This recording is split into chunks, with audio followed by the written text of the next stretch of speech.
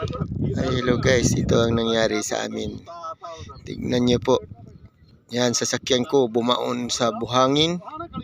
Ang dami namin nabaon dito. Nasa disyerto. Naghanap pa kami ng mag-reker. Ayan pa, isang sasakyan. Kainit pa. Yan mga kasama namin mga driver. Puro kami nabaon yan. Ayan. Andito kami sa disyerto ngayon. Nag-antay kami ng tawag ng dating ng raker. Ito po. Mga guys, remembrance ko ito. Kasi ito, salamat nakapunta rin ako dito sa lugar ng desert na to. Pang dalawang punta ko na to sa desert. Ito, puro desert to. Walang ano dito. Ayun, sumamaya guys, kung yung mga pupunta ko dun sa mga kulungan ng mga camel kasi nasa desert ang ano ng camel. Ito na, tingnan nyo.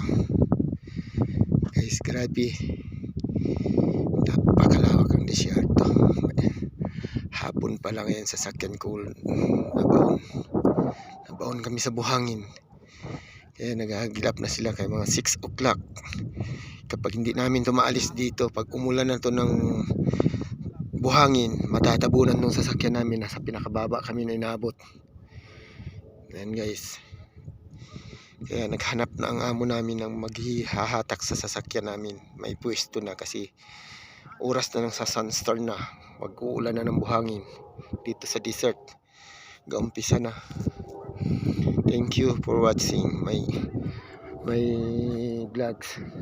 Sana guys, kung magustuhan nyo, paki-like naman at paki-share. Okay, thank you very much.